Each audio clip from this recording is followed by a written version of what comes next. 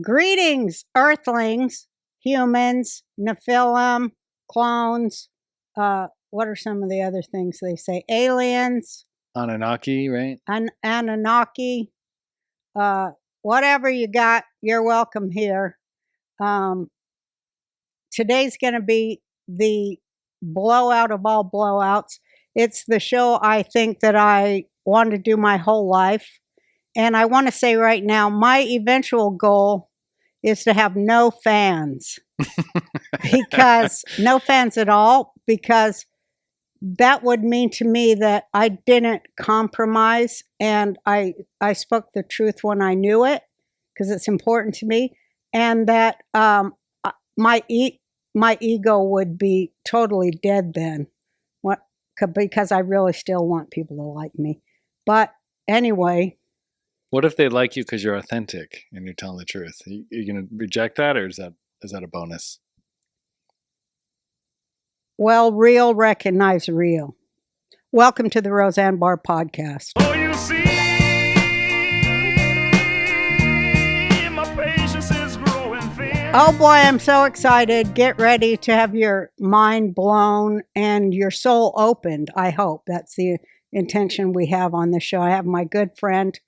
I've wanted him on the show forever. And I'm glad, because I feel like this is the time. I felt that when Trump won. This is the time to bring on my friend, Billy Phillips. Hi, Billy. How are you, Roseanne? I'm great. How are you? Good. Thanks for having me.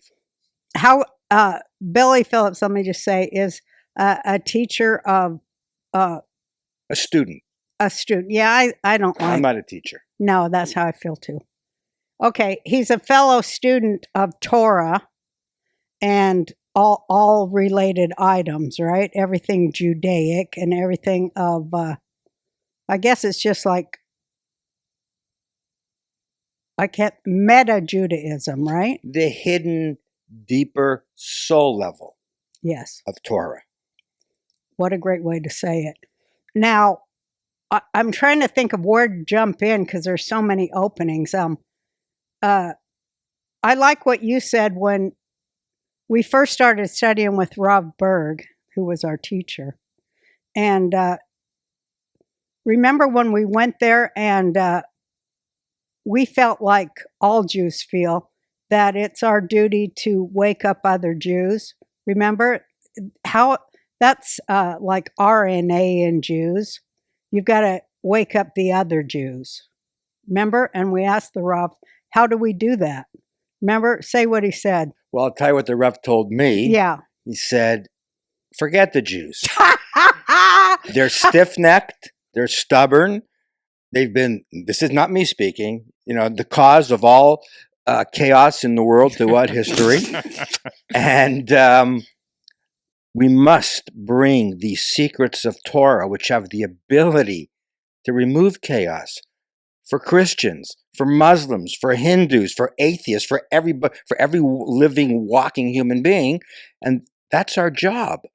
And we failed at it, and that's why chaos persists. So he said, your job, what I have to do is get those secrets and bring them, to as many people as possible. The Jews will come at the end. Just before Messiah comes, the Jews will show up at the end, and they'll finally give in when they see, wow, the Christians are adopting it. The Muslims are connecting to it, because it's a universal wisdom. It's not about Jews. Yeah. It's a universal wisdom that empowers and makes a Christian a better Christian, a Muslim a better Muslim, a Hindu a better Hindu, an atheist a better atheist. Human being. Right. Yeah. Yeah. That's just the greatest thing. I loved when he would talk about nanotechnology too. And you do that. Yes. So, because what was really unique, and the reason why these secrets of the Torah are able to be understood today over the last 20, 30 years, is because science gave us the language to explain these, what was once called esoteric concepts or mysticism, when in fact it's just science. So when we understand now a little bit about quantum physics and the theory of relativity, and we understand nanotechnology, we have the language, which hopefully we'll talk about today a little bit, to explain and disseminate the secrets of life. Yeah. From a spiritual, metaphysical, and physical standpoint, all encompassing. Because life, like I was telling people the other day, all wars are won and lost on the mental plane Absolutely. first, Absolutely. before it becomes physical, right? Because wars are fought for hearts and minds so that the people will then consent to be governed. And that's like so many nefarious levels of ways they can use mind control and programming against us. I would alter that from a Kabbalistic Zohar perspective. I would say wars are fought to satiate the human ego. Well, that's and the the hearts deeper and thing. minds is the tactics used to achieve that victory. Oh, I love it. That's It all comes That's down good. to human greed, an insatiable desire to want to receive as much power and light, because everything is light. Everything is the force that radiates from what we call God. But we either draw that light for ourselves alone because of there's a negative force within us called the opponent by design for free will, which we can get into, or we resist that desire and we share a little bit with other people as well, because realizing we're all in the same team, we're all in the same boat, and that's a lesson that was designed to take 6,000 years to learn, lifetime after lifetime. So it is a process. Free will is the key to everything, and because there's free will, we get tested. So the wars of history have been fought because, one, limited resources on the planet, which is an illusion, because right. God is infinite. If you just Right. tap into true reality, infinite resources, no one does without. But the Rav taught me, I want to be careful what I say here, but the human ego is so good at its job that it's not enough. That if I have, it's not enough. I don't want you to have. Any. Yeah. And that's what we have to get rid of. And when you get rid of that, and we truly realize the ego is the enemy, and the ego, what's the ego? The word Satan, triggers people, right? It sounds religious, it sounds crazy. And for other people, no, it's real. The first time the word Satan came into existence was in the Torah. Right. And the word is the adversary, the opponent, and its proper pronunciation is the Satan, right? And he's an opponent, he's an adversary, he's a force of consciousness within us that when we know something is bad for us, right, we do it anyways. Where does that thought come from? When we know something's beneficial, we know it's good. We don't want to do it. We procrastinate, we put it off. Where does that voice come from? We wake up in the morning. I say it's always like people who say one thing and then do the exact, like say they are a believer in loving kindness and then be a cutthroat bitch. 1,000%. Right?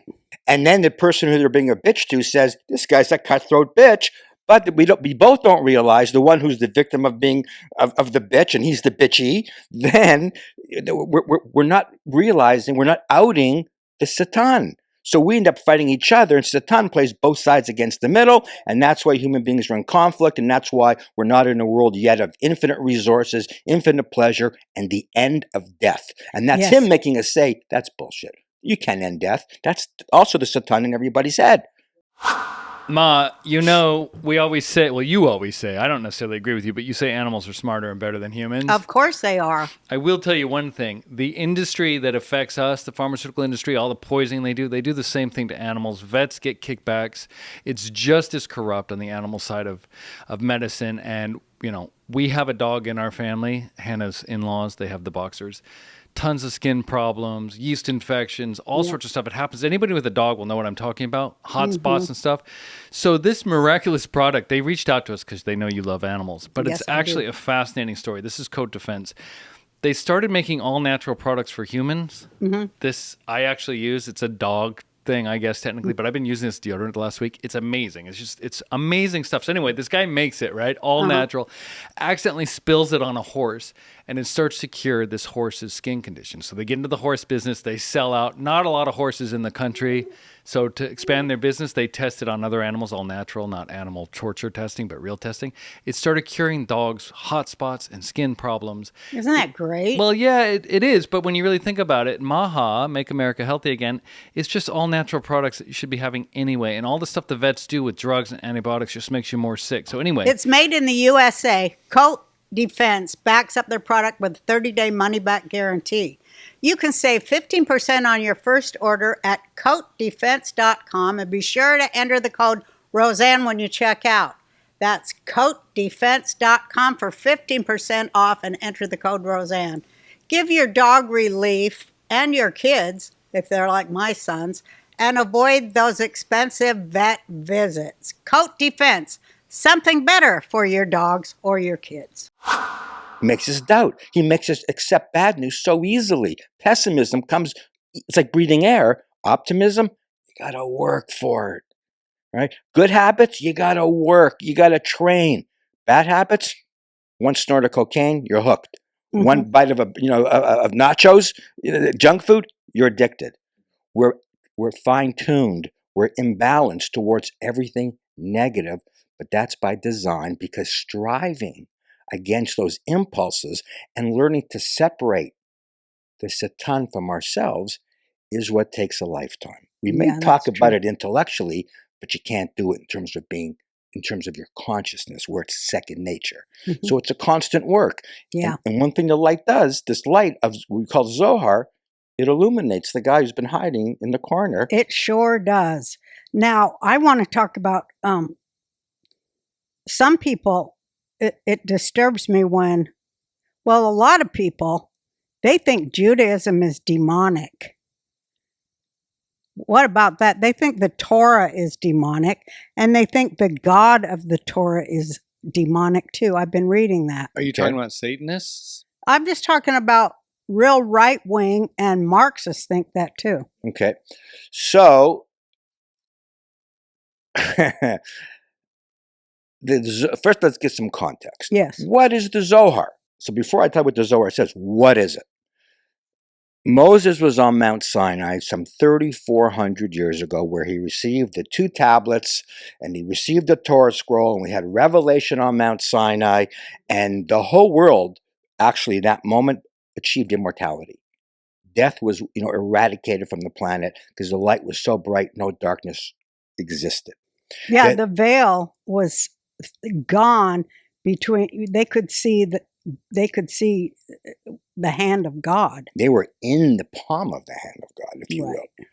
So when the Israelites built the golden calf, that's a long story, and there's a lot of codes there. We lost our connection. So someone that's like cutting the cable, the lights go back out. At that moment, when those lights went out, when the Jews built the golden calf and the tablets were shattered, cutting the cord, that was the birth of anti-Semitism, because all nations on earth experienced that immortality. In fact, the Zohar teaches, the Kabbalists teach, the pleasure we experienced 60 times greater than a human orgasm. Literally, that's what it says. That's how I feel about chocolate right now. So I can. That's 40 times. Oh, okay. Okay. But literally, think double, think triple, right? It would kill you. You couldn't handle it. It's talking sick, and we're not just talking about sex. It's talking about love of children, enjoying creativity. It was that type of energy, and then it's taken away. That was when anti-Semitism was born. Jews, Israelites, the other nations all experienced it. I want my light back. Give me my light back. And that DNA moment, that genetic change in our consciousness, went through all the ages, all the millenniums after that moment. So it is all Jews' fault, is what you're saying. Absolutely, says the Zohar. Absolutely. But what's the Zohar? So now Moses goes back up because the world was, couldn't exist without the light. We cut the cable with the building of the golden calf and the shattering of the tablets. And so now Moses goes back up the mountain and he gets a second set of tablets, which is like a pilot light to keep the world alive, to keep the world running in existence, the entire cosmos. Well, the life energy of the world. Yes. So he comes down from the mountain and he's wearing a veil because the light was shining so bright on his face. Mm-hmm. And the great medieval... Some say a mask. Yeah. It was a mask. It was a veil, a mask, because the light was too bright. And the great medieval, rabbinical mystics explain that light is called Zohar. And what is that light? He came down, Moses, on Yom Kippur, the Day of the Atonement. Okay, the Day of Atonement, and it would now, because when the light was shining, there was no death, there was no time. Time came back into existence. We couldn't access that full radiance of energy, 60 times orgasm. Instead, we're only going to get it once a week on the Sabbath, on Shabbat. And so Moses wrote a Torah scroll, put it in the Ark of the Covenant, put the shattered sparks of the first tablets into the Ark of the Covenant, and then put the second tablets into the Ark of the Covenant. And because of that sin, we had to go through centuries and millennia of transformation for karmic payback of that sin, transform our consciousness. And so Moses, during the giving of the second tablets, he was in a cave. God came and taught Moses the secrets. It's called the oral tradition. Right. The spoken secrets that are only transmitted by word of mouth, whereas the Torah was written down. The Torah is the literal story, but the oral tradition are the secrets and the soul.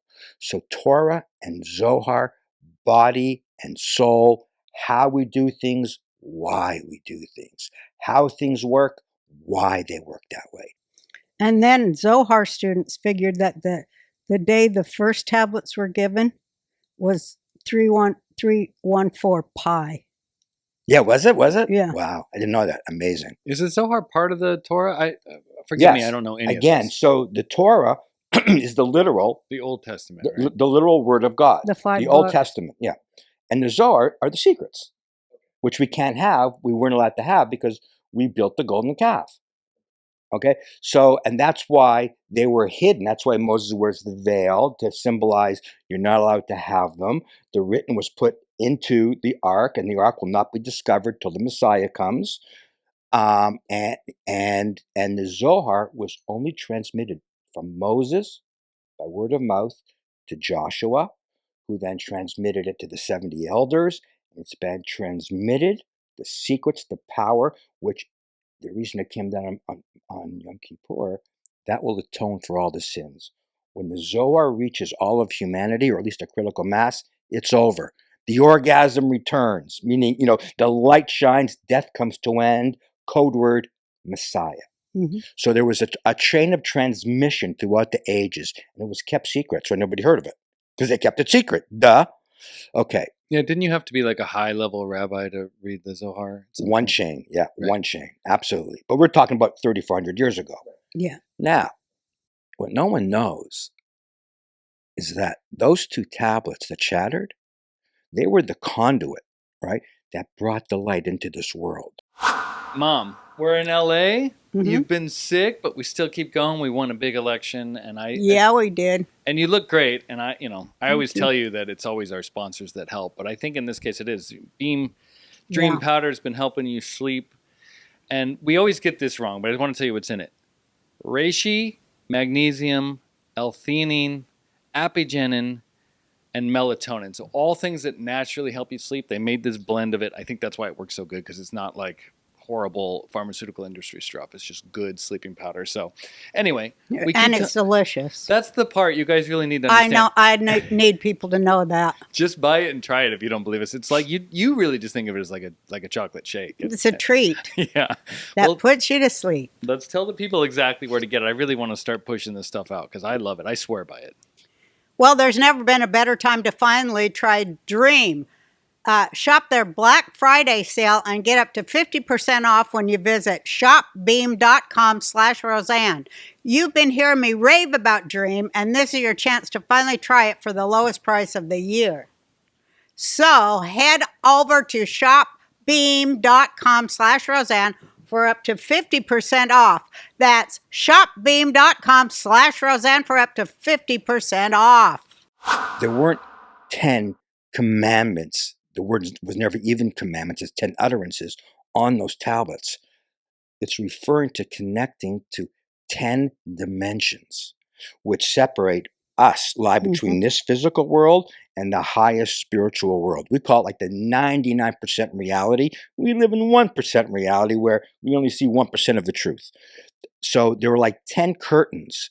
Each curtain filters and diminishes the darkness. So by the 10th curtain, we're now in a world of darkness. And this is where we came to do our transformation to earn and merit the return of revelation on Mount Sinai, which means Messiah, where this world is completely transformed beyond human understanding, and we live forever. It's like waking up from a dream. Oh, I get it. And all of our loved ones, past, present, every generation, we won't understand it, but that's what happens. So here's what nobody knows. Those two tablets, when they shattered, they returned as the two temples that stood in Jerusalem. The first temple, again, was destroyed by the Babylonians because the Jews did not transform. They didn't do their job. And then the second temple was built. Jesus was here.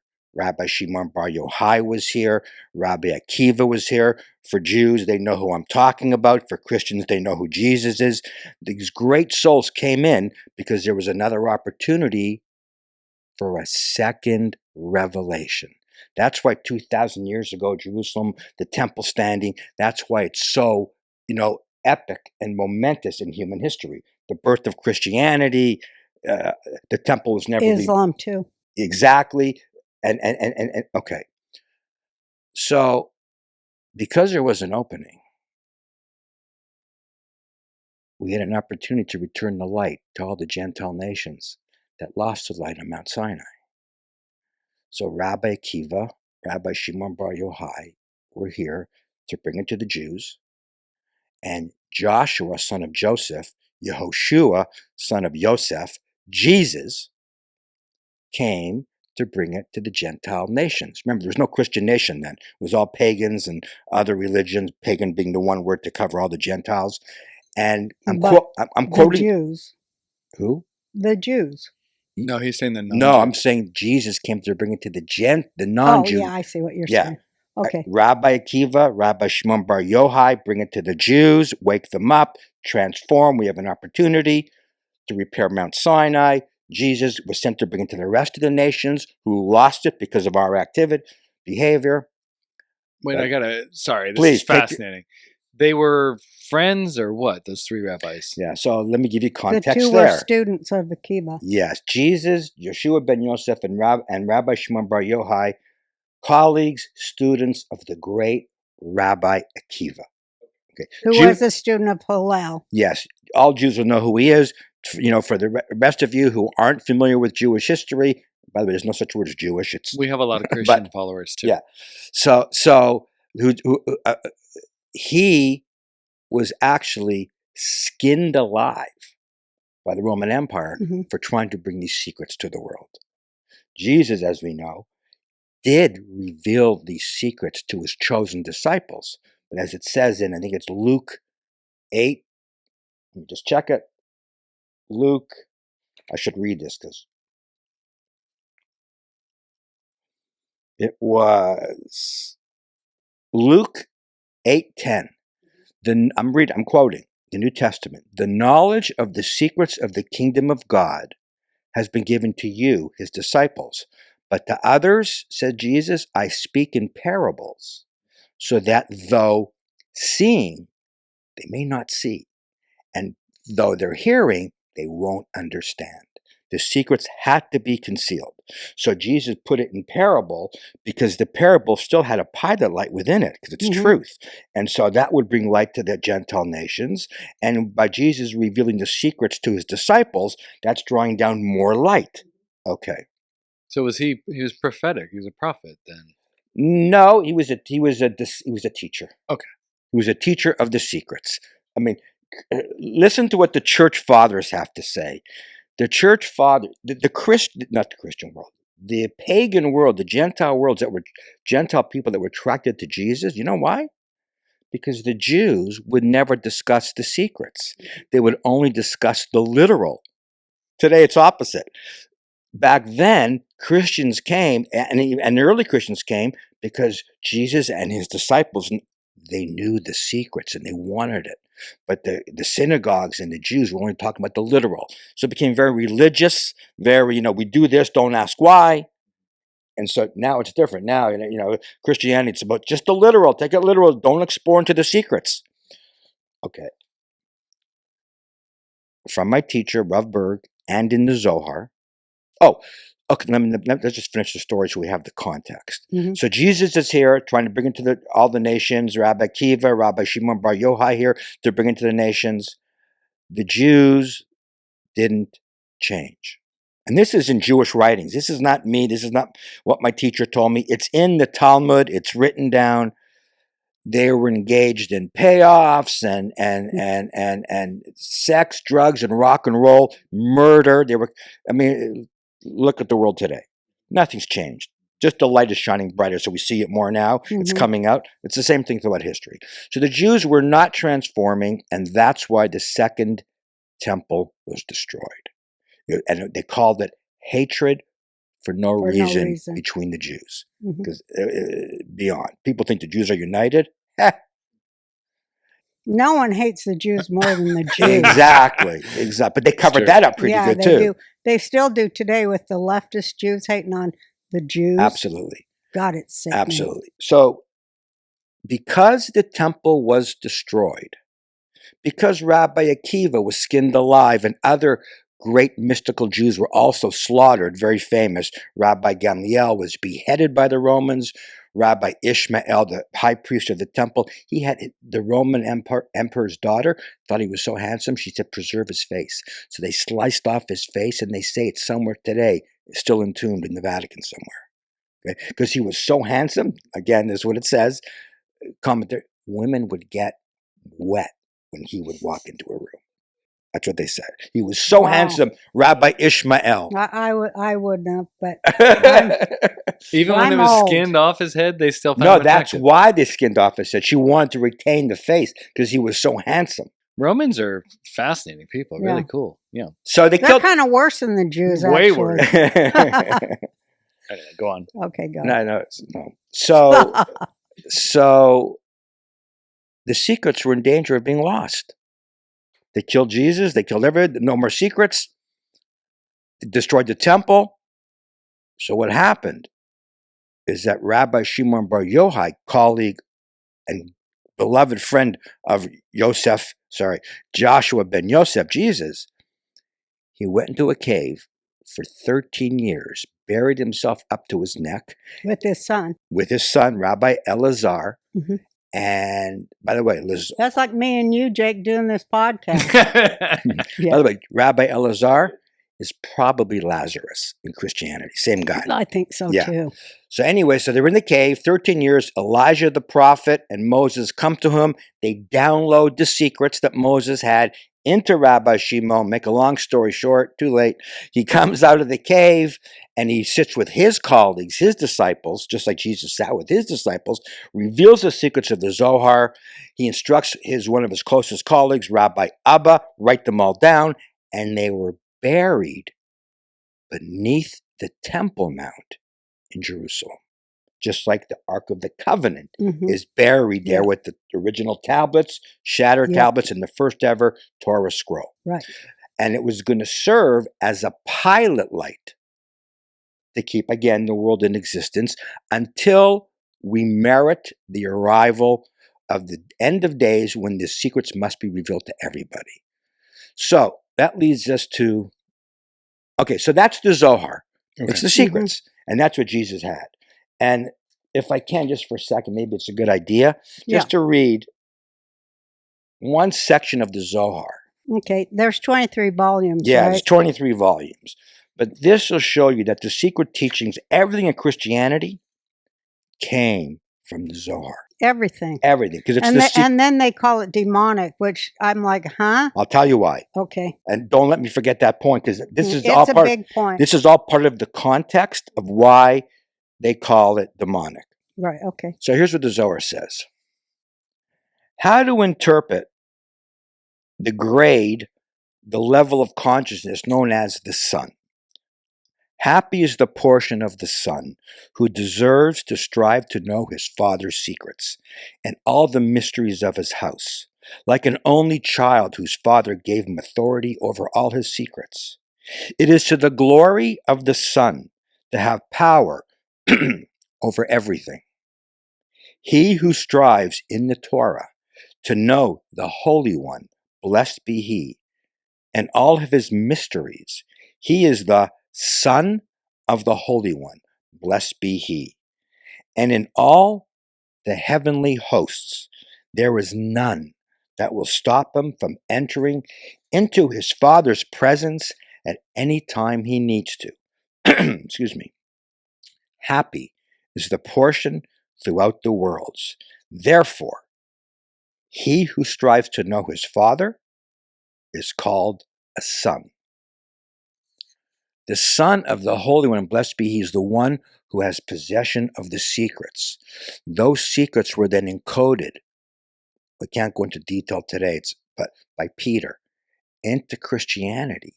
Mm-hmm. And the rabbis say that was to protect and preserve the secrets in Christianity for all the centuries while we have to undergo this process of transformation and payback, karmic payback. Ma, it's no secret GLP-1s are all the rage. We know it as the term Ozempic is more. You mean GLB? Are you talking about GLB? Yeah, no. GLP-1s are amazing for weight loss. It's taken over. Ozempic, everyone knows about it. But it used to be just for celebrities, and you had to be rich, and you also had to take drugs away from people that actually needed it for their diabetes. Remember that? Yeah, right. So the market, because we live in free market capitalist country, the market moved and said, you know what, we're going to make these available to the public. You can now get GLP-1s. You can get on a weight loss, start doing shots. You could even do it. I think I'm going to do it because I watched the edit of the show in this shirt, and I went like this. You see bitch titties? I'm going to do it. But good, I'll do it with you. I have bitch titties too, underneath my breasts. Through hers, weight loss plans are more affordable with compound GPL-1 injections start at $200 a month for a 12-month subscription. So you can get it for $200 a month. That's pretty amazing. That's good, right? That's amazing. This stuff ain't cheap. Well, whenever they find a diet that works, of course, it gets really expensive. There's a lot of fat people in America. So this is really affordable. True. Anyway, tell the people more. Start your free online visit today at forhers.com/Roseanne. That's forhers.com/Roseanne for your personalized weight loss treatment options. Forhers.com/Roseanne. Hers weight loss is not available everywhere. Compounded products are not FDA approved or verified for safety, effectiveness, or quality. Prescriptions are required. Restrictions apply. Now, the Zohar says this. Now we'll get to the demonic part. The Jews, small portion of them, who instigated the building of the golden calf, who convinced the rest of the Jews, they returned. They didn't convince the women, remember? Right, good point. The women refused to give their nose rings and their earrings to be fired down. And we were told by Zohar that the souls of those women would reincarnate in Age of Aquarius to help the world move forward. That's why you're here. Absolutely. I know it's why That's what the Rav told. That's why you're here. No, I know. I wouldn't giving up none of my gold for making a cow out in the desert. Hell no. I hear you. I answer to my wife. I've learned that's the smartest path. So those, they're called in Hebrew Erev Rav, which means the mixed multitude. People who converted to Judaism. God said to Moses, don't bring these people. Moses, with good intentions, said, I want to bring them anyways because we can transform them. But he couldn't. And that was part of our destiny. And this is also a process of evolution told by way of story. It was supposed to happen. So he brought the mixed multitude. They mingled with Israel, and they produced all the negative Jews that are in the world throughout history. They're known as Erev Rav. So that's, So you know what I say it means? good teachers of bad information. Nice. Thank you. No, well, Erev Rav teacher, that's nice. So they come in every generation, and their job, and they are doing, I don't want to say good work, their job is to challenge us and test us and be the evil, right? Mhm. Okay. But this is a game of life and death. So it's brutal. It's like, it's ruthless. It's not like, oh, we're playing a game and now we have free will. You're going to freaking die. You're going to have your throat slit if you Go run to afoul. Amsterdam. Yeah, run afoul of these rules. So they are in every generation, Mhm. and they don't want the light to be spread. Torah says that they delay the redemption more than all other human beings. In only one way, by not bringing the secrets that Jesus had and Rabbi Shimon had to the world. Once So- again, Jews' fault. They don't even know anything about They know Judaism. nothing about Zohar. So you know how they did it? They did a false flag. They did misinformation. They said, oh, Kabbalah, Zohar, Yeah. it's demonic. Yeah, they It's did. black magic. So they poisoned the Christian mind, the Gentile mind, into thinking Zohar and Kabbalah is demonic, and they convinced the Jews, oh, you got to be holy. You can't go to Zohar. You can't touch it unless you're 40 years old. Yeah. You've mastered the wisdom of the Talmud. So which was true up to a certain date. Yeah, but I mean, think about that. But that's really European colonization in the mind. Mhm. Think about it, right? Absolutely. But yeah, keep going. Yeah, this is I just having a fascinating. million thoughts while you're Yeah. talking. And yeah. So where was I? You're like Erev me. Rav, The Erev Rav. opponent's throat slit. Yeah. So that's Their job is they want to kill, they want to destroy the Torah. yes, and prevent. And how do you destroy a Torah? By taking out its soul, and that's Yeah, the Zohar. That's right. So they suppressed the Zohar. Something fascinating happened in the Middle Ages.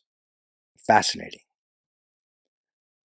The Knights Templar were born Mhm. during the Crusades, and they hooked up with the good Jews in Spain, because in the book of Daniel, which Jesus says, watch for chapter 12 in the end of days.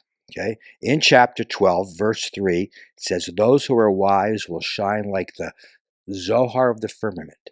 In English, they say brightness. They should be saying splendor. But the word from Daniel in Hebrew and Aramaic is Zohar. Right. And it's about resurrection of the dead, the end of days, blah, blah, blah.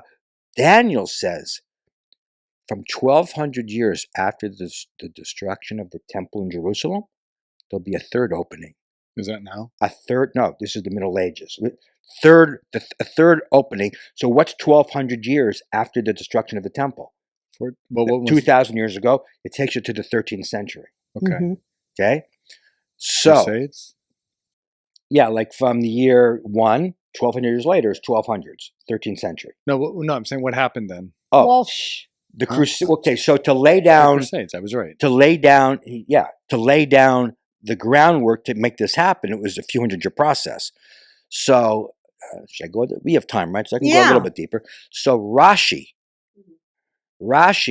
one of the greatest rabbinical, Talmudic scholars, rabbis, and believe it or not, mystics in the 11th century, met with Godfrey de Bouillon, one of the knights of the Crusaders, and told them where to dig, to go find the Zohar. Because in the 13th century, there was an opening, and all the Christians believed it too. That there was messianic fever in Christianity. Oh, what's his name? I'm getting older. Not Bernard of Clairvaux, who was very important, Saint Bernard, but very famous Christian mystic. There was messianic fever built around this date of the 1200s. So Rashi told Godfrey where in the temple to dig. So the Knights Templar, then they founded the Knights Templar, 50 years later. The Holy Grail legend was born, and Mhm. where Rashi was, Mhm. where the Knights Templar were, actually the Latin rule which governs all their behavior was written. And they went to Jerusalem, and they began excavating, and they found the original Zohar manuscripts and other Zohar-related Kabbalistic texts like the Bahir, The Bahir, yeah. right? Okay, the Book of Brightness. And they brought it back to France. And that's when St. Bernard started opening up abbeys, and the Christian monasteries were now working around the clock translating these Aramaic documents into Latin. The whole story of what happened, which I can't go into here, is what birthed the legend of the Holy Grail. You know, people think the Holy Grail is a cup. hmm But if you look at the Grail legends, it's the following. It's a cup. It's a severed head on a silver plate. Then you have other symbols like the 5-petaled rose. It's all in the Zohar. The cup is the Kiddush cup. The 5-petaled rose, says the Zohar, you hold it with the 5 fingers like the 5-petaled rose. And scholars realized in this century that there was an anonymous manuscript called the Grand Saint Grail, which gave the first identification of what the Holy Grail truly is. It was written in the 13th century, the time when Wolfram von Eschenbach wrote Parzival, his Grail legend. But the Grand Saint Grail is none of these other Grail stories told you what the Grail was. But the Grand Saint Grail did tell you what it was, and I'm going to quote it. It's a book of astonishing light, and it has secret teachings of Jesus. It's the story told in metaphor of how the Templars found the Zohar and why they have beards, and it's all in the Zohar. And the silver dish with the severed head is there. It's really the head connects to Christianity. This is where the Templars were murdered, because they found the secrets of Golgotha. Golgotha, where Jesus was crucified and resurrected, means the place of the skull. Right. Well, if you look in the Catholic Encyclopedia, to this day it says, we don't know why it's called the place of the skull. Nobody can find out why. And there was a theory, about 1,500 years ago, maybe earlier. No, it was even earlier. It's right after Jesus left this world, by Church Father Origen of Alexandria, who says, oh, it's Adam's skull. Because he said he heard it from a Hebrew who gave him a secret tradition. The word Kabbalah is tradition. And he said it's the skull relating to Adam. So the church fathers believed, Golgotha is where Adam's skull is buried. No. Along comes Jerome, St. Jerome, 200-300 years later, and says correctly, no, Adam and Eve are buried in Hebron, in the cave of Machpelah. Right. Right? And so are Abraham, Isaac, and Jacob. So it's not that Adam. What Adam is it? To this day, they don't know. So if you look in the Catholic Encyclopedia today, it gives you all the theories what Golgotha means, and they say they're either wrong, misguided, can't be proven. It's in the Zohar. Golgotha is the code word, the skull, for Adam Kadmon, not Adam from Adam and Eve. And anybody who studies, a little bit of esotericism, they know Adam Kadmon is known as primordial man. He's a metaphor for the 10 dimensions which our reality exists in. This is why they call the Zohar mysticism. 10 dimensions? Well, now today we know with physics, superstring theory, string theory, tells us there's 10 dimensions. And I don't want to get into more detail than that, but I showed Michio Kaku this, physicist Michio Kaku, and everything the Zohar says about creation and the structure of the universe, he freaked out. I have the quote on video. I interviewed him. To paraphrase what he said was, it's amazing how all the magic numbers of physics that come off our blackboards and our computers, they're all inside the Zohar. Everyone. It's all in the Zohar. The Zohar said 2,000 years ago, the earth is round. It revolves on its axis. Wasn't that why Columbus came? Because he had a Kabbalah teacher that told him to prove it, to prove Zohar. Abraham Zacuto, who was invited by the Queen to assess the viability of Columbus's trip to the New World, thinking there's only 2 continents. This is in the 15th century. Abraham Zacuto had the Zohar. And he writes about how, the quote, the world is round, 7 continents, not 2, different time zones. There's a place on earth where it's dark for most of the day. And people would appear upside down compared to somebody on the other side of it. Goes into all that. The Zohar, so mysticism. The Zohar said 2,000 years ago, the liver cleans the blood. Right. Albert von Haller, who discovered liver function in the 19th century, 2,000 years later, and the Zohar says there are good fats and bad fats. And the bile of the liver makes heart disease. And the bile, which is 80% cholesterol, it blocks the arteries, and that bile, that cholesterol, I'm quoting, I got to make sure I quote it right, are bitter drops of death that come from the sword of Satan. They kill human beings, those bitter drops. And what causes it? It's not the corned beef sandwich. Anger. It's your behavior. It's Zohar says every time you excrete a chemical by your behavior. It says that too.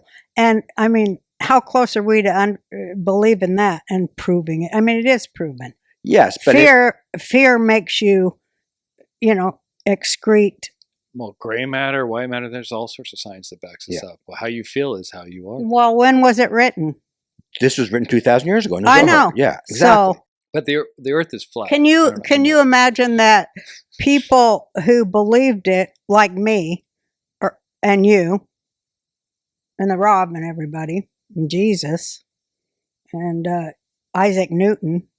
Do we have to do an allegedly or? No, they all did. No, I have Newton's handwritings. We'll get into it in a minute. Yeah, but how everybody probably called all them crazy too. Absolutely. Isn't it funny? Because, not to point the finger to lame at people, because you have to realize, no, it's the Satan.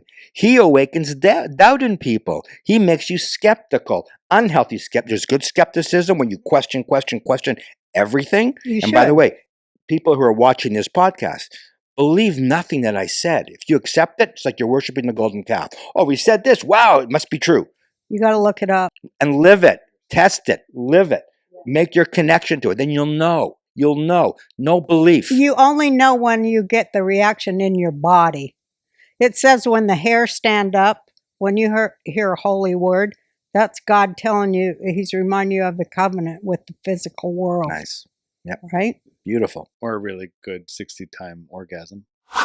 Well, Ma, we survived the election. It wasn't as scary. We've been pushing these thinking like we were going to be in an underground tunnel shooting at libtards with our AR-15. So far, so good, but we're not out of the woods yet. So far, so good, because I got sick and I had it on hand. Yeah. And it was just so great. You can get your prescription medications, which includes 5 broad-spectrum antibiotics and Nobel Prize-winning ivermectin, and far less than competitors with this discount. Plus, you're covered for 2 years on replenishments. That's fantastic. Ordering is easy. Just a few clicks and the kit's delivered straight to your door. By removing the red tape and breaking free from the sick care model, you're in control of your health. Maha. Order your medical emergency kit now by heading to twc.health/RB and use code RB to save up to $30 off and free shipping. Wow. That's twc.health/RB and use the code RB to save $30 off. Free shipping right now. So Golgotha is in the Zohar, the Holy Grail, the symbols, everything's in the Zohar. You can explain all of Jesus' teaching. The purple robe that Jesus wore, it's in the Zohar. It says the Son of the Holy One, the Messiah. He wears a purple robe. What Christians who want to see and experience the return of the Messiah, the Zohar is the precondition. When you reach a critical mass of people who have that Zohar, that will bring the Messiah. And it's the precondition. It has to happen. And it wasn't allowed to happen because of the sin of the Jews from 2,000 years ago. But now, here we are talking about it publicly. And let me share, if I can, quickly, the miracles that the Zohar achieves. Because I love this part. you got to remember something. Jews got out of Egypt. Miracles. Jews defeated the Greeks. Hanukkah. Miracles. Jews defeated the Persian Empire. Purim, the holiday of Purim. Miracle. We are a people of miracles when we merit, earn it. Miracles is the norm. Chaos is what's rare. But we're in an opposite reality because of our selfishness, our narcissism, our control by the Satan. So the Zohar says, and the great mystical sages of Judaism say, if you have failed to bring the Messiah by the year 1540, in our calendar, bring it to the world. One thing. Number two, it also says in the year 1840, the physical world will open up the gates of science and wisdom, just like that, because the upper worlds are going to open up and pour wisdom into this earth. Okay, so from 1840 to 1900, and then the early 1900s, the complete transformation of the world, from candlelight to light bulb, from horse and wagon to Elon Musk in the short 100 years, 150 years, sending a rocket to Mars soon. So it opened up. It's in the Zohar. But here's something amazing. I opened up the Zohar about. How about the first time it was translated and talking about the cosmos, and then Einstein's formula came out 6 years later? 1,000%. As soon as this great Kabbalistic mystic of Judaism, a giant in Torah knowledge, Rabbi Yehuda Ashlag, did the first ever translation of the Zohar from its original Aramaic, the language that Jesus spoke, into Hebrew, and provided a commentary, etc. But an hour and a half later, Einstein comes up with this theory of relativity. The whole theory of relativity and quantum physics is all in the Zohar. That's a whole other class. It's insane. And I have interviewed in depth Nobel Prize winning physicists, top physicists, blah, blah, blah. You've spoken at NASA. I spoke at NASA on 2 occasions.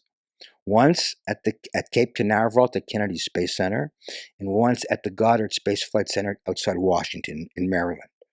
One of the physicists came over to me at the end.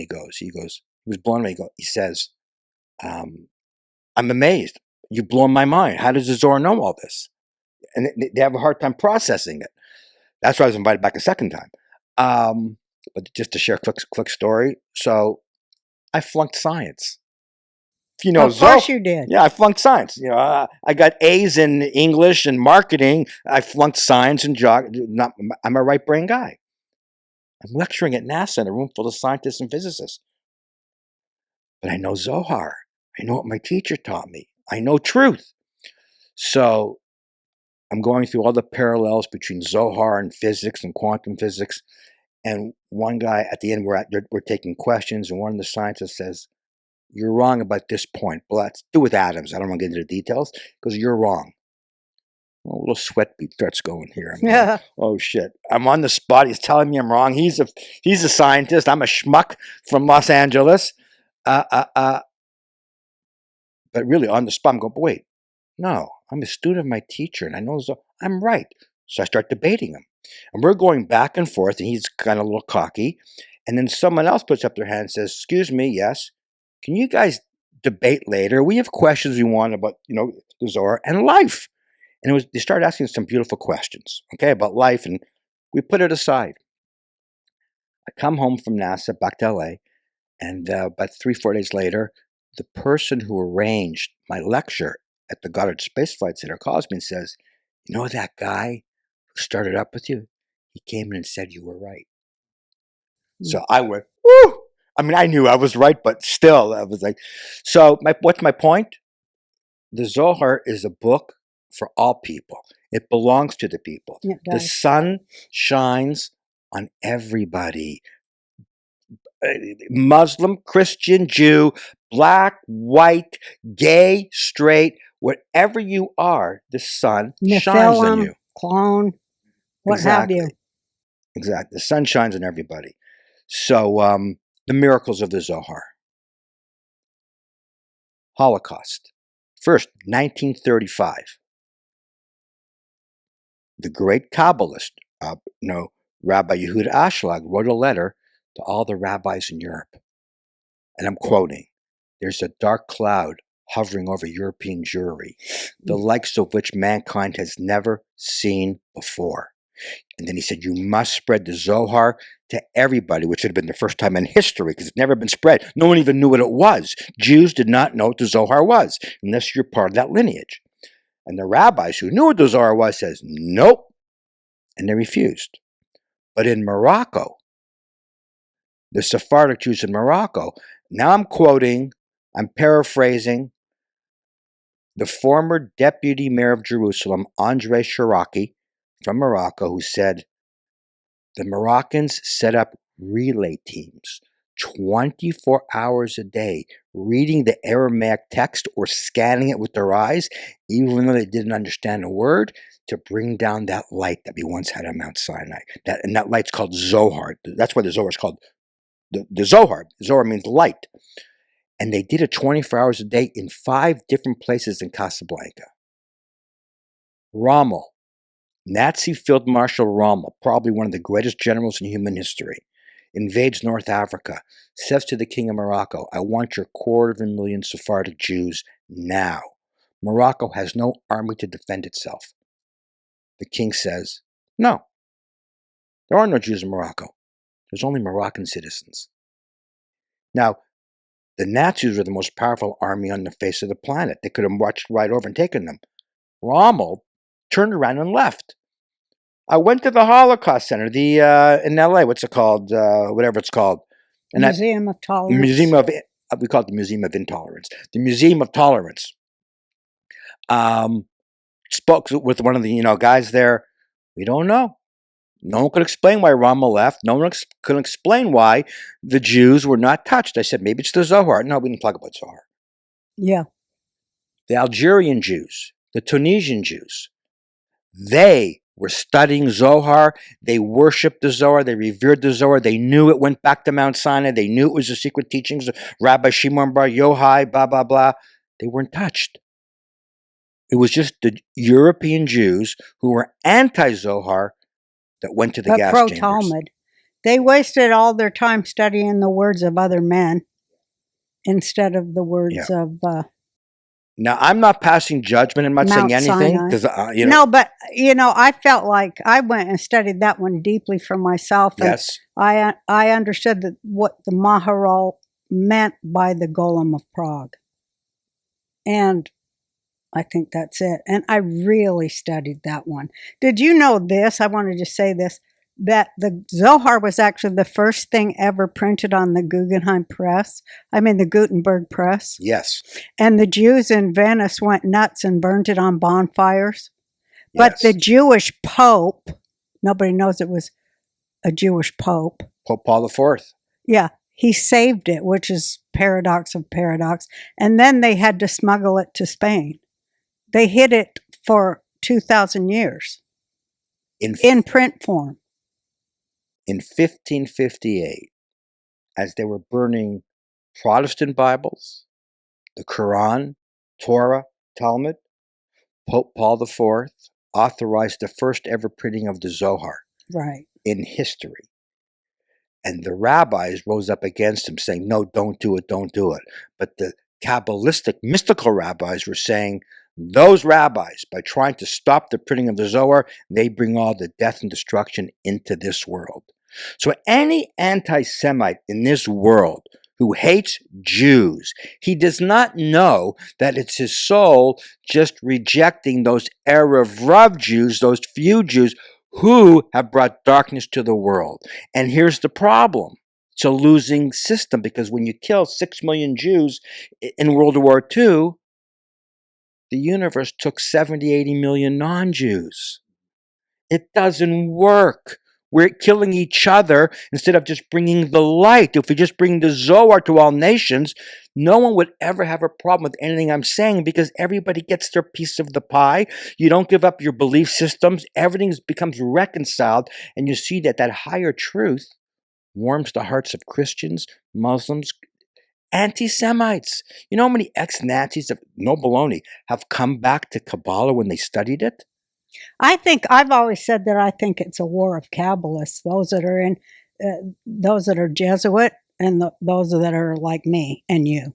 But anyway, Billy, tell us about the comet that it tells us about. Okay, so after October 7th, the massacre at Gaza and the Re'im Music Festival, by the way, if you go to our website, say it, yeah. Not numerical, 137.org, ONETHRTY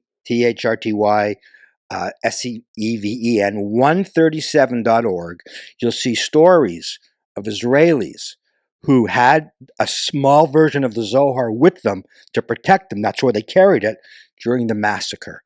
And so neighbors, this one woman, all her neighbors were being slaughtered. She was hiding in the closet with the Zohar, and this is her words, lights were coming out of the Aramaic letters. So you can see that video on my site. So after that happened, I'm reading in the Zohar where it says, the name of the section is called In the Time of the Messiah. This is insane. So this is about 6 months ago, okay, 6 months ago. And it says, the time of the Messiah you will know if you see on the 25th day of the Hebrew biblical month called Elul, which is that day, 25th day of Elul, is the day of creation. Mm-hmm. That's when the world was created. Time, space, everything. If it falls on a Friday and you see a comet with the naked eye, that is the sign that you're in the time of Messiah. So I go online, I look. The comet of the century is supposed to arrive this year on a Friday, September 27th. I look at the Hebrew calendar. It's the 25th of Elul. Exactly what the Zohar said. And they're calling it the comet of the century. And it says in that section, the hatred towards Israel will grow. There'll be wars being fought in the world. People will lose faith because things are so chaotic and ridiculous and off the rails. But there will come a new ruler of the nation of Edom. Now, Kabbalistically, and I think every rabbi in the world agrees with this, Edom is America, the Roman Western Christianized world. That's right. Edom. What right? is Edom translate? Edom comes from the Torah. Edom. It's a land. It's a land. Yeah, and we always refer to the Romans. Yeah, but then Roman culture, when Columbus with the Zohar found America, then Edom moved to America and blah, blah, blah. America is a very, very, very important, landmark in this cosmic drama that's unfolding. So it's not Rome, Italy, or... No, it used to be. Okay, used to be. And it still has a connection to Rome, okay. Peter's buried in Rome. Peter was a Kabbalist. Another story. So it says the leader of Edom, one leader will die, which could be the death of a presidency. Biden goes down, as the presidency, and a haughty, arrogant leader will rise to power, and he's a great king, and he will wage war against the other kings and overpower them all with his haughty, bold disposition. Hello. It's not Kamala, right? I'm Trump. Kidding. I'm kidding. Haha. Did they say he was orange or anything? The red hat? Does it say? Yes. Doesn't it say he's orange? Because, does it really say he's orange? Because Edom is orange. Is reddish orange. It connects to Esav, who was born red. And the color red has orange in it. I mean, scientifically. So it's funny, they call Trump Orange Man, red, with the. Okay, it's cute. So I'm excited about Trump winning, and you're telling me it's the end times. It's Well, I don't. what does it mean by end times? Go ahead, I'm giving you that. End times means there's an opening in the cosmos. The comet was a sign, but there's been openings in the past. But what was the name of the comet? Oh, Atlas. Look up Atlas. Just put Google. It's a Chinese name because China is the first one to find it, and then someone in South America found it. So I think South Africa. So an observatory in South Africa found it. The Chinese found it. I couldn't pronounce the name if you gave me $1 million. So even online, they can't pronounce it. They call it Atlas 3. So just look up September 27th, Atlas 3. You'll see the comet. People who follow me online sent me pictures that they took, from their porch. Amazing. So, what was your question about that? We're in the age of Mashiach or the end times? Or yes. End times. So we're in the end times. That's scary, okay, right? End so times is bad, right? Or no? Yeah. So here's another quote from the Zohar. The Zohar and these great rabbis who lived in the 1700s, who were mystics. When I say mystic, I mean they were deeply versed in the Zohar. See, I'd rather just call them scientists or physicists, spiritual physicists. Yeah, I like that. Yeah. Mathematicians. Yeah, because mystic. It's science. Students of Zohar have to be mathematicians. Yes, and scientists. Right. Absolutely. So it says, without going to the calculations how they do it, it's a mind blower. The year 2020, which is the year 5780 in the biblical Hebrew calendar, the Torah calendar, will see a huge, profound transformation, intensification of divine energy into this world, which will create both blessing and chaos, depending upon the people. Those that are transforming, it's blessing. Those that are not transforming, that are doubling down on their narcissism, it's going to be chaos. And then, and what happened in 2020? They cheated and stole the election. COVID, Mm-hmm. the election of January Trump 6th. goes down. All that happened. The world became polarized, and the Zohar says it's going to be a time called Oy and Ashrei. Oy means oh boy, and Ashrei means praiseworthy. Chaos and blessing will exist side by side. It's happening. Some people will see it, some people won't, and we all have free will, and we have no right to try and convince anybody else. Anyways, just share your light. And don't gloat when they're suffering, and you got to share because you don't know their personal. Well, I did gloat when Jimmy Kimmel cried. I did. That was evil. I'm sorry. I'm Lord. gloating. I don't care what you say, Billy. I'm not taking. Don't Anyways, take that away from me. that really, okay, no, whatever. So it's all relative, Right. Yeah. It's all For me, relative. it's the 10th or the first level. Yeah, the gloating. it's all High relative. So we're in that time now, and time is going to shrink, and it's going to by speeding up. And you're going to notice, even the kids are noticing it now. At least my kids are, and my grandkids. It's speeding up. Time is going quicker because we're getting closer to the end. So cause and effect are getting closer, Yes, right? cause and effect. So it used to be, why was time created to begin with? And I spoke to physicist Brian Greene. I said, can you define time? He said, no. He said, no scientist can define time. I said, I'll tell you what time is according to the Zohar, not me. Time is the distance between cause and effect. What does that mean? You do an action, and there has to be a reaction. Cause and effect. Why does time exist? Why did God do that? If you're training a puppy, house training a puppy, and the puppy, makes an accident on the carpet, and you take a little newspaper and you tap the, on the rear, you put him in timeout, the puppy, by getting that instant feedback, transforms its behavior. We're not dogs.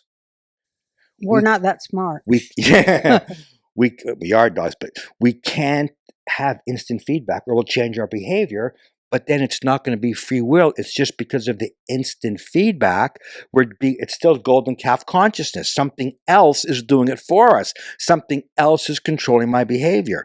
So we get away with our crimes. We get away with our sins because each time we do something negative, time is injected to the cause and effect process to give you the space I hate this word because it sounds religious, but that's the word. I'll tell you what it means in a minute. If you repent, which really means if you go inside and transform Yeah. the trait that caused you to do that sin in the first place. It's not intellectual. It's internal surgery. Then you can change the effect, right? Yes.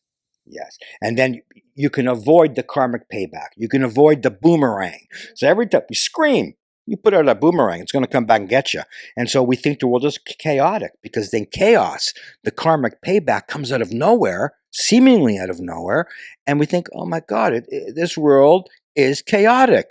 Negative people get away with murder and good people get punished right away. The good people get punished right away. It's because they earned that merit. When you evolve enough, you're saying, I don't want free will. I've evolved enough. I want the blessings. I take away my free will. Free will is a bitch. Yeah, no kidding. It hurts. Agree. Yeah, it's ego. But we need it because otherwise you don't own it. You got to own it. You've got to do the work. And that was the role of the Jews. The Zohar does it really nicely. The Zohar says, humanity is one body. The body of humanity, it's one body. Each organ in the body represents another nation. The Jews are the heart. Our job, what's the job of the heart? And it's not being metaphorical. The body is a microcosm of the cosmos. Pump blood. Pump the blood. Pump the light. The light we had on Mount Sinai, the light of God, the light called Zohar. Pump it to the other nations. If the other nations are lacking light, like if the foot lacks blood, gangrene can set in. Antisemitism is metaphysical gangrene. That's what it is. A heart attack in other nations, that's anti-Semitism. You're not giving them enough blood. You don't give them the light, they'll take your land. You don't give them the light, they'll take your life. Jew, Israelite, give me my light. That light is the soul of the Torah, what was given on Mount Sinai, called Zohar. And the wisdom is not wisdom, it's the light itself. God's word is the light. The Zohar there's no difference. So we kind of get confused because the Satan in our head makes it difficult to really grasp these ideas. And that's people aren't that smart, so I think he just reverses everything. Yeah, that's all it is. Yeah, it's just a reversal. That's all it is. The perverse reverse. That's all it is. It's genius what you just said because you can go one step further. We reverse it with our consciousness. Yeah, we do. Because if we behave opposite of the force that we call God, which God is called the cause of all causes, if someone yells at me and I get mad, who's the cause of my anger? You. No, that person. I let him control me. If I stop the anger, then I'm in control. Yeah, because the real fight here is self-mastery. That's it. Of our stupid emotions. That's it. That come from the negative, from the opponent. That's it. And instead of giving in and raising your voice and throwing a fit, which shows you're possessed, take a deep breath and save your karma. That's it. Right? That's How easy should that be? That's it. But it ain't. Because it's a ruthless game. So Satan, listen, the heavier the weight, if you're doing, weightlifting, the more resistance, the stronger the muscle. So to build our soul muscle, the Satan has to be ruthless. And he's actually doing, according to the Zohar, good work. Yeah. Because without him, we cannot God achieve. God created him. Yeah. And in the other world, he's the prosecuting attorney. Yeah, he plays all roles. Yeah. He incites your reaction. He triggers you. Then he laughs at you. Then he laughs at you. Then he accuses you in the upper court, wins his decree, and then he's the angel of death. It's one person. It's one force. Yeah. He's all three. He rules death. Once you achieve a critical mass of negative actions, you're dead. That's exactly right. Well, I feel like we've given people a lot to digest here, but I did tell people I was going to start talking about Jesus and what I've learned, and I know you've learned about too. And also, a lot of it is incendiary, is going to make everybody mad, but, truth makes people mad. Yeah. But no, truth makes the Satan mad. Oh, yeah, truth people makes are good. the Satan mad. People are all good. They just have to overcome that negative force. What's going But- to make people mad? Huh? What's going to make people mad? What you're going to Truth. say? But what specifically are you Truth talking about? makes Satan mad. I should have said it that way. So, put on the full armor of God, right? And I'm thanking you so much. I'm going to have to watch this show myself about 50 times to even. Yeah, we covered a lot. We went pretty high. Were you We gonna- went up. We didn't go to Bina yet, but we did touch the heart. So I want you to come back and then we'll really talk about the heart and Bina. Sure. Two things.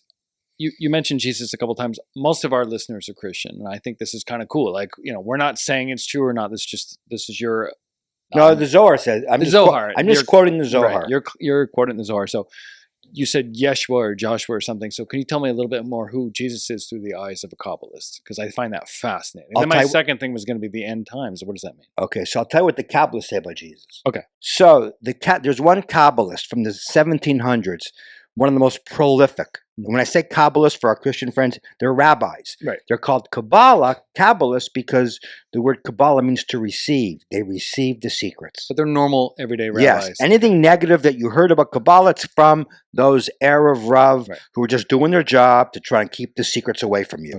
Okay. So they're just high-level rabbis, basically. Yeah. Okay. So the one Kabbalist named Rabbi Moses David Valley from Italy, mid to late 1700s, wrote a manuscript that the Jews were too afraid to publish. And he's known as one of the most profound commentators on the Torah in history. It's written like a gazillion words commentaries. Okay. But there's one manuscript they didn't want to, publish. So I got a copy of it from the Jewish Theological Seminary. Mm-hmm. And bottom line, here's what he says. Jesus was the Messiah of his generation. Okay. Messiah, son of Joseph. Because in Judaism, there's two Messiahs. There's the Messiah, son of Joseph, and the Messiah, son of David. And the Messiah, son of Joseph, always comes first to wage war, spiritual war. Wake up the people.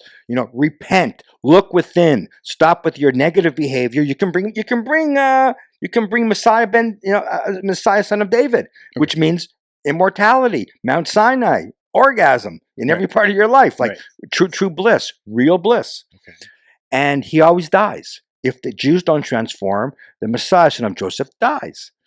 Okay. Rabbi Moses David Valley says that they made up terrible lies about this real teachings of Jesus. And some of those lies are repugnant. And that when we fix those corrections, when we correct those lies, the Jews, but for all people, that's the pathway to bringing back the Messiah. Okay. You must share this wisdom. Okay. So he was okay. And then the next thing, end days. What does that look like? Just wrap that up for me. Because I've read the end days, like the apocalypse, we're going to burn in a lake of fire, and then there's also talk about immortality. I think it's the end of Rome. Yeah. What does it mean to you guys? Because the end of Rome. Rome is inside the Jew. When the Jews get rid of the negative Rome and Gentile within them, then the Gentiles in Rome and the world will become great, loving people. Yeah. From our perspective, they got their own work to do, but from our perspective, there's no pointing the finger of blame. Okay? Now, something else from that section of Zohar that deals with the comet. It says, so this haughty king, this haughty leader will rise to power in Edom, in the Western Christian world, America. And every rabbi in the world would say America is Edom. And now Trump's been elected president. And it says the hatred for Israel will grow. And then there will be a cave. But this leader will overpower them all. And when he overpowers them, it will pave the way for Messiah, son of David, to return. Okay? It's there. But one of the steps, it says, a cave will be unearthed in the land of Israel, and it will be burning with fire, and that fire will burn the world. Sounds like a nuke, right? It's scary, yeah. Scary. Mm-hmm. But the Zohar always speaks in double meaning. It can happen spiritually, or if you don't make that spiritual transformation, it's going to happen physically. So that fire that burns the world can be the truth of Zohar. So Christians who are maybe, really excited by what they heard today, that's the fire of truth burning. Some people who may be angry, that's the fire of truth burning. We can get there by just transforming our consciousness. Don't overreact to, these truths. Learn more, investigate more, because all it's really saying is each of us has to go into the internal ego, because it's not who we are. We just don't know that. We think we know, but we don't. And transform a little bit and burn a little candle. And then your flame will radiate automatically to other people.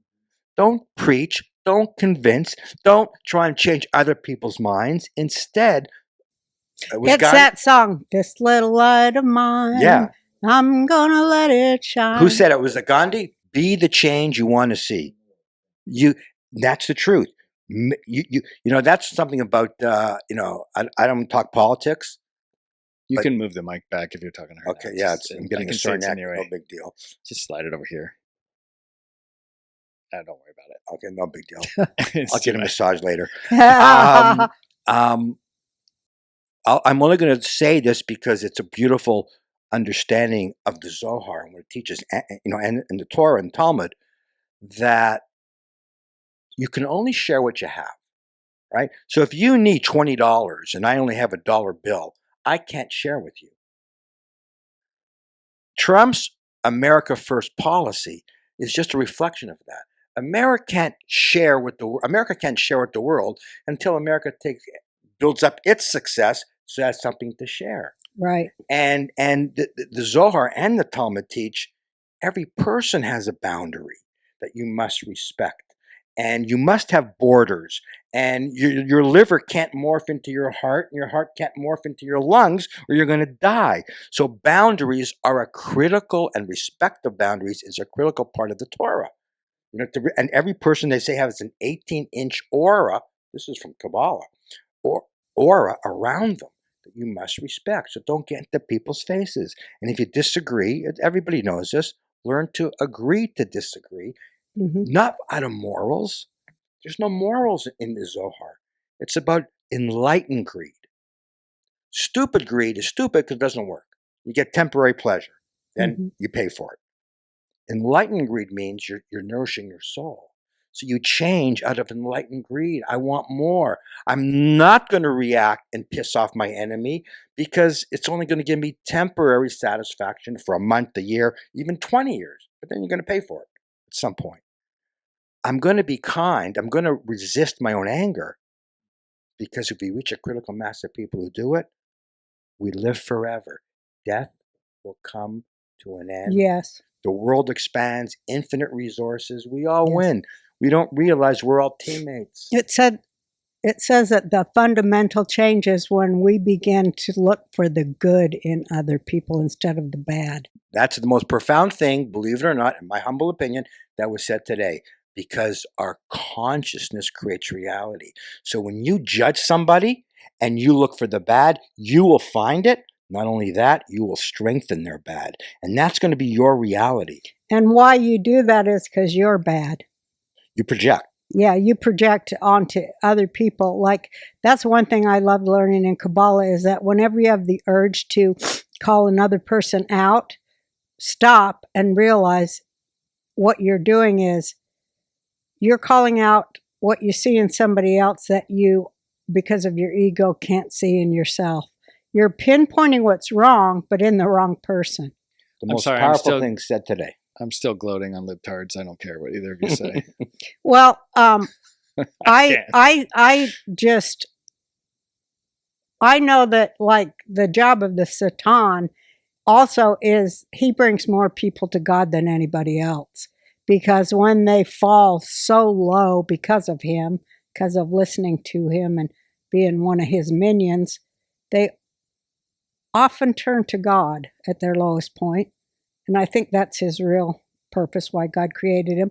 But you have a fundamental change in a human being when they fall so low. So I'm hoping that for the Democrats, that or for not just the Democrats, because I know there's good Democrat, good people, but for these people who are just so full of hate, that they would just maybe pause a minute and think about replacing that with empathy and compassion and love, because their world will definitely change and become better. So you know what the end of days means to that point? Through the dissemination of this divine supernal wisdom, this light called Zohar, we could get there without having to suffer. Without We having don't to have to suffer. suffer now. We've suffered enough. We've met the karmic requirement to where we worked hard enough, we've suffered enough, or we changed enough to get there, which is the only reason why after 2,000 years, the Zohar, we're talking about it publicly for the first time around the world. Yeah. These secrets of Jesus. Yeah. The secret teaching. We can get there without suffering. I love So that. it used to be people only change. This is from a dear friend of mine who taught me this. People usually change when the pain of not changing Yeah, becomes greater than the pain of changing. Yeah. that's right. That's well said. We don't have to do that anymore. We don't have to do that. It's just like turning on the light. It's that simple. It's that Just simple. the change to look for the good rather than the bad. That's the change. Can you give me one example of a Jesus teaching that was born in That the was Zohar? what? That was from the Zohar. All of it. All Give of me it. one, just for our Turn the Christian other friends. cheek. It's all about not reacting. Mhm. Turn the other cheek, because if you react and you hit them back, Pray you- for your enemies. you're fighting darkness with darkness. You're gonna, even if you're right, the worst thing you can do is be right for all the right reasons. Rav Berg used to teach. We lose it on somebody. And what'd you just say after turn the cheek? What'd you say? Oh yeah, love your enemy. We know it intellectually. Pray for the captives to be set free from Yes. Satan. That's all Zohar. All of that is Mhm. Zohar.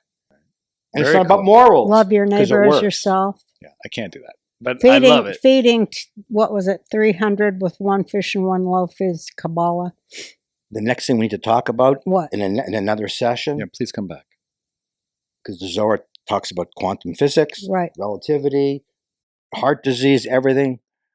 What's next now? It's not a coincidence that Silicon Valley and others are looking for it. It holds the secret to achieving biological immortality. No, I know. How we end I up. remember the Rob telling me, how's this for funny? They found the gene for immortality inside the cancer cell. Of course. I remember That's him pure saying Kabbalah. that. It's pure Zohar. Wow, you have to come back. But there's more. There's secrets. We have it all. You know, with all of our help, just being a little bit more kinder to people and resist that ego. And we're talking about in your home. Instead of yelling at your spouse, tone it down a little bit. You're moving galaxies in the cosmos. Yeah, you are. We're not here to change the world. We're here to change Resisting- ourselves, We're here and to that change changes the ourselves. world. Every Okay. time you resist the satanic the satanic opponent inside of you, every time you resist it, you make light stronger. So we all have a job to do, just like American people made the change, not just Trump, but the American people. Everybody did what they could do, and Trump's doing what he can do. We all got to do what we can do, and that's the same thing. It's blockchain.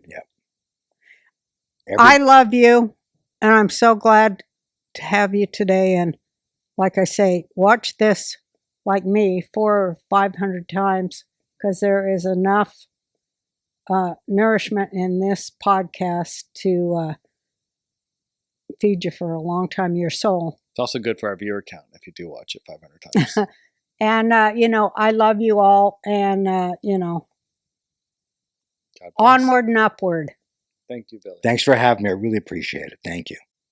We're going to put your website and all that stuff. Okay. Your courses are mind-boggling. Yeah, send me all that stuff to put in the description, or tell people now before I cancel the. Okay, recording. so Where do they go? we're going to be revamping it to make it much simpler, because I did a course revealing a lot of the secrets of Jesus and Zohar. It's called Unredacting Jesus, but it's 13 hours. This is what But I I wanted to did talk that because I wanted a record of everything.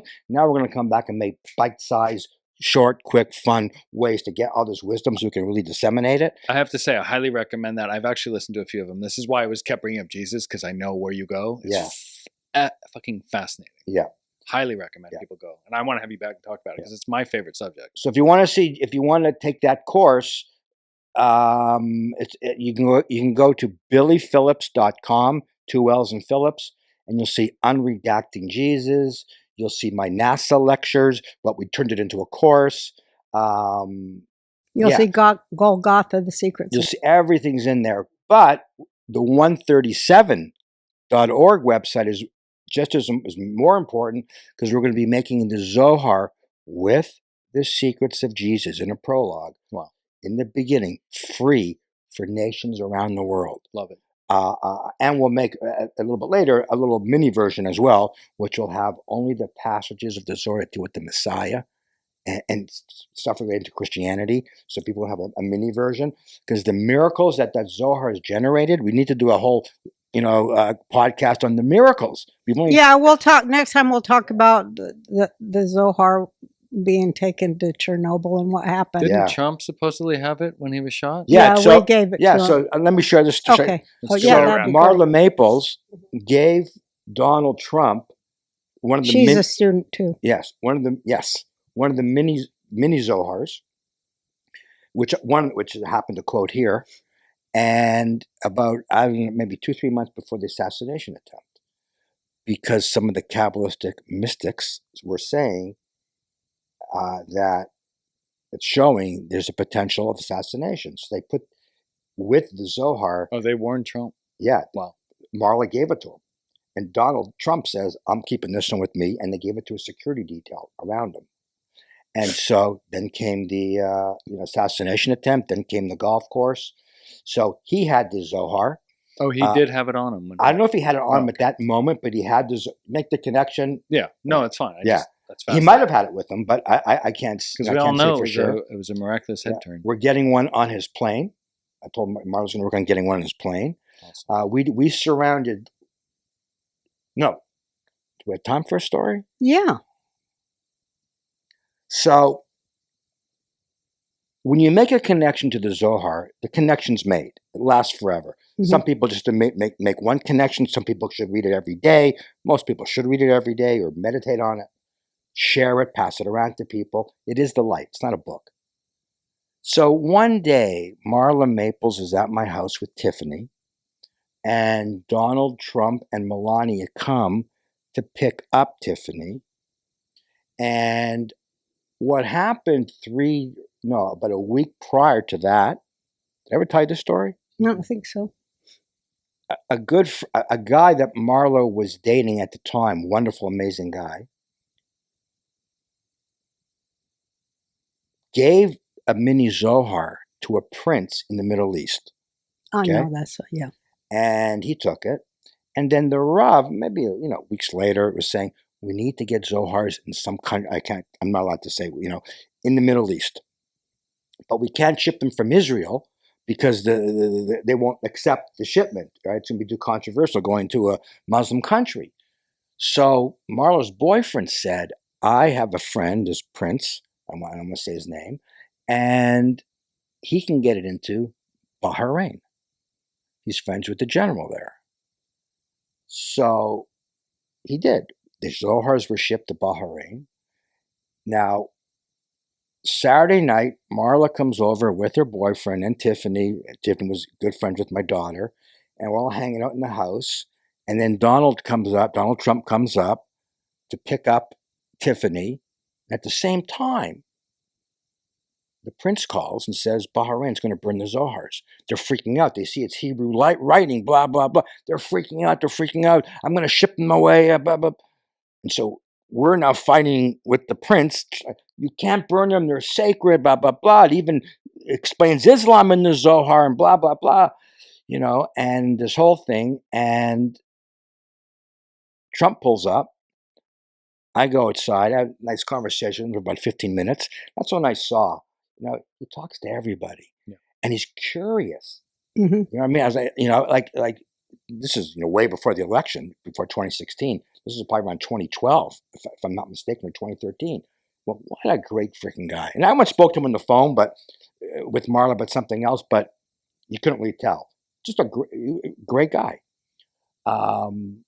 Zero ego in terms of uppity, I'm Donald Trump. He wants to talk like he's on you, like amazing. Anyways, so that happens. And I believe another friend of mine already gave him the Zohar in New York at Trump Tower. Uh-huh. Okay, so he had one at home. He's at my house as we're dealing with Bahrain. We make the connection, and then he goes and wins the election. And Marla broke up with his boyfriend years ago. Years went by, and then the first peace treaty with the Abraham Accords was Bahrain. And so Marla calls me, and I haven't spoken to her for maybe about 6 months at that point, and her boyfriend a couple of years. They all called me that day. Did you see that? We did it. The Zohar's in Bahrain. So the Zohar, and I can tell you stories like we went to Chernobyl. We surrounded the most toxic lake in Chernobyl, Lake Globokaya, Ukraine, under the auspices of the Ukrainian Academy of Sciences, blah, blah, blah. We lowered the levels of strontium-90 and cesium-137 by 20%, 30%, blah, blah, blah. Amazing. I had a meeting with Bill Clinton, showing him the results and the report the Academy of Sciences did, blah, blah, blah. Clinton was already out of office, but he was going to help us. He was going to hook us up with some more nuclear power companies. Karenberg, the wife of my teacher and the true spiritual giant herself, says, I always said to the Rav, you're messing too close with Satan with this nuclear stuff, and it's not time yet, blah, blah, blah. The levels fell, the levels dropped. We were doing another experiment in Europe at one of the largest nuclear facilities in Europe, one in Florida, and the Rav had a stroke. And the Rav literally, I won't go into it now another time, but warned me ahead of time about the stroke. I just didn't know until it happened that he's got to go fight him on another level.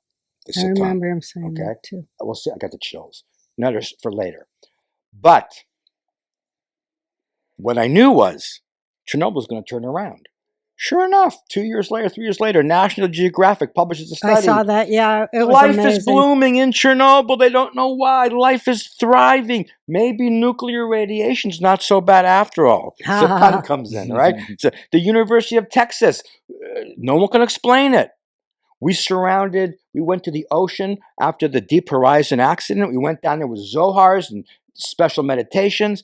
2 days later, the oil disappeared. They don't know how it disappeared. Google it, Deep Horizon. But now it's now how many years later? They're saying, oh, the bacteria ate it up because they can't even find it at the bottom of the sea. No, what the Zohar does is it disassembles its atoms, and just rearranges it to something else. It's like the intelligence of God. Yeah. So some people aren't ready to handle it. But we could, my mother, inoperable kidney cancer, and they couldn't stand that I was involved in Kabbalah, my family at first, right?